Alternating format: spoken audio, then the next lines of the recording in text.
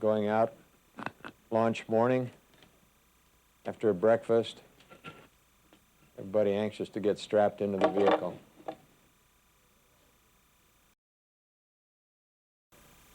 Roughly 7 million pounds of thrust. It was an exciting ride for us. There was a lot of racket, shake, rattle, and roll here.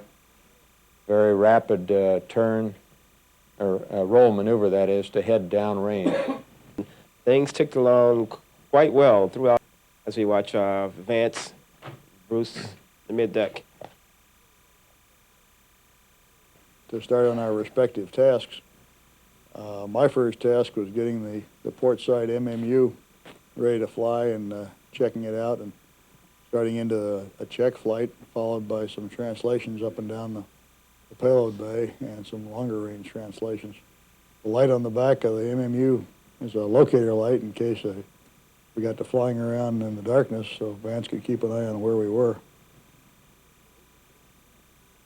Basically, we were very pleased with the way the MMU handled. It was very much like the simulations at the Martin Company in Denver, except that we did find that when translating with the attitude hull system activated, since we had built it to conserve propellant by turning some of the thrusters off, if you started to pick up a rotational rate, this hadn't been modeled in detail in the simulator. You got an averaged response, and of course here you could feel every little thruster coming on and off.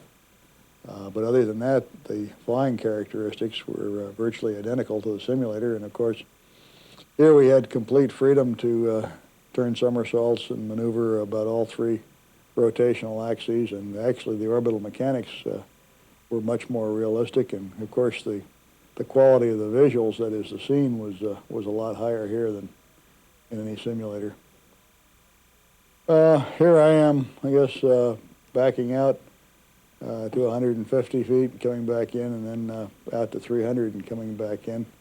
This is approximately the same sort of translation that the folks on the next mission, the Solar Maximum Repair mission, will be faced with in moving from the orbiter over to the Solar Maximum spacecraft.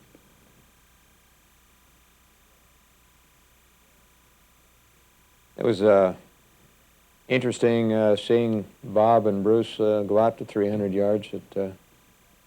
We had some qualms about it before the flight. We were concerned to have a naturally human being out that far untethered, but we had backup procedures to go get them if anything went wrong with their equipment. So by the time flight came along, we were quite happy with the idea, and it turned out to be not bad. Back inside the cabin after the first EVA, one of the tasks was to recharge and replenish the pressure suits, or EMUs. This shot here shows installing a fresh lithium hydroxide cartridge which absorbs the exhaled carbon dioxide in your breath, thereby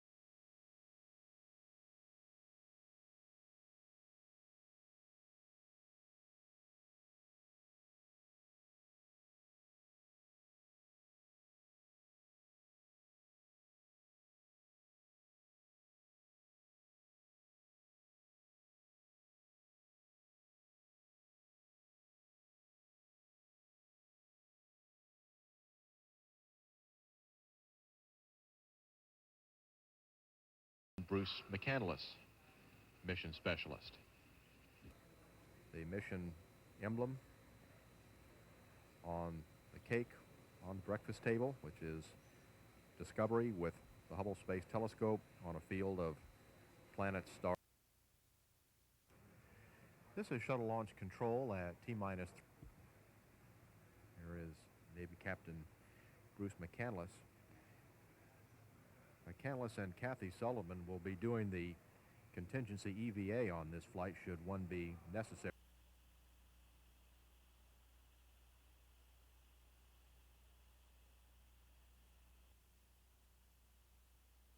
The crew now headed for the elevator that will take them down to the first floor, where they'll board the Astrovan for the 20-minute ride out to Pad B.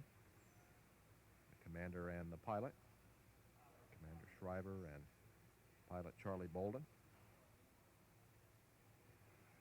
Bruce McCandless,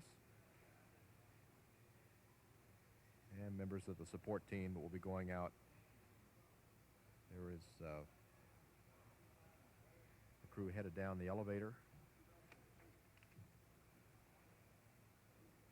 and momentarily we'll see them boarding the Astrovan.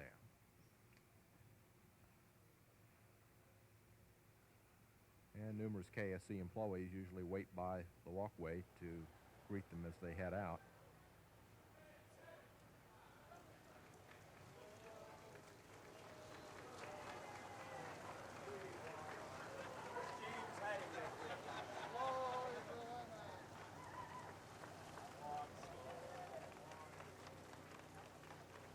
Main engine start. We are go for main engine start. T-minus 6, 5, 4, 3, 2, 1, and liftoff of the Space Shuttle Discovery with the Hubble Space Telescope, our window on the universe. Mission Control, Houston. Roll program. Roger, roll, Discovery. The roll maneuver puts the vehicle in the proper launch plane.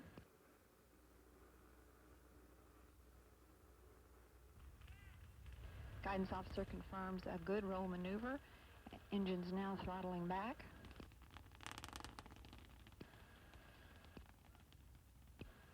The throttle down maneuver assists in reducing the aerodynamic loads on Discovery as it passes through the area of maximum dynamic pressure.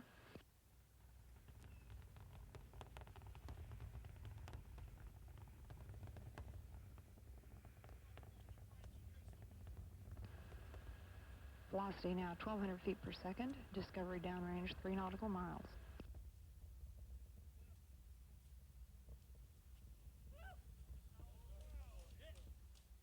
Discovery, go at throttle up. All 3 engines now throttled back up. Go at throttle up. Engines at 104%. The go at throttle up call signifies that all systems are performing well. All 3 auxiliary power units look good. Discovery's velocity now 2,300 feet per second and is downrange 8 nautical miles.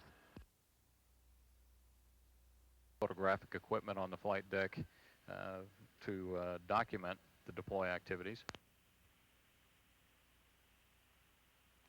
Discovery, Houston. Go ahead, Story. You got a go to release the propellers and a go to transfer Hubble to internal power on time. 3 panels out. Thanks, Lauren.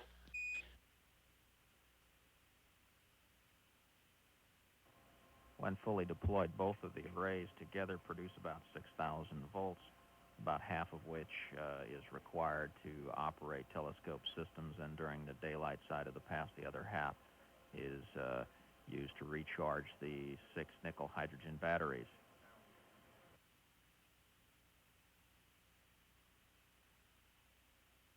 Shift Supervisor Pete Patero just checking with his control team, receiving a report that from the ground, as confirmed by the crew from orbit, the deploy activity so far is going very smoothly.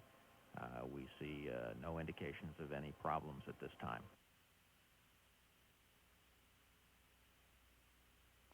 Discovery, you can go auto burn.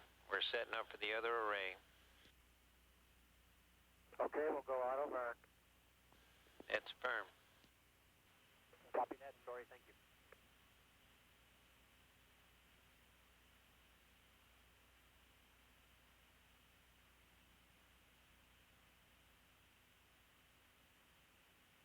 And status for you, Houston.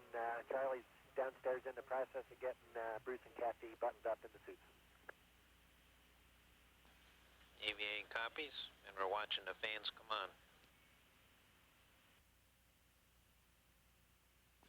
Discovery, we'd like free drift for minus SDM deploy.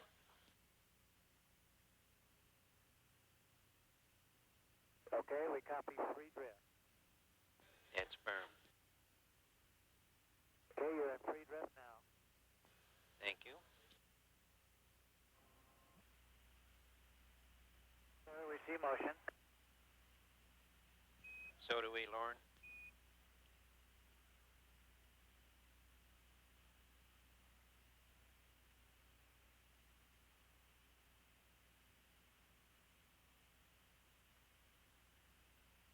As the blankets begin deploying, the orbital verification team is watching very closely the tension being placed on those wings so far. Looking good.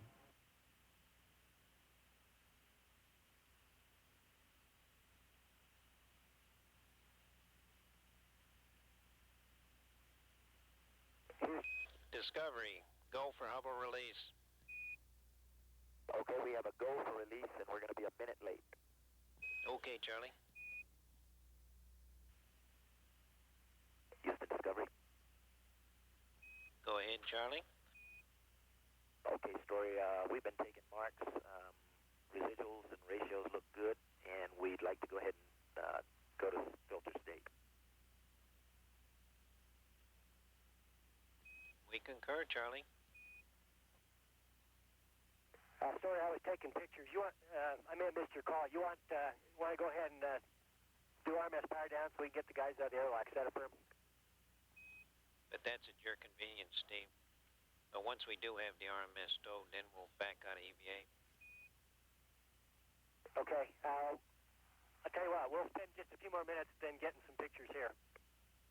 Yes, sir. Do just that. To our training team who worked really so hard with us for actually quite a long time, a couple of years while I've been with the crew anyway. So we really appreciate all the long hours and late hours and all the hard work that they did. And it's really paid off, we believe. And we'd like to thank them for the little cards they gave us to read while we're here on orbit. They're very appropriate. And we'd just like to let them know that all's going well. We're feeling great, and to give Becky our official signal. Okay, I'm sure they're watching. If they don't happen to be right now, I will call them.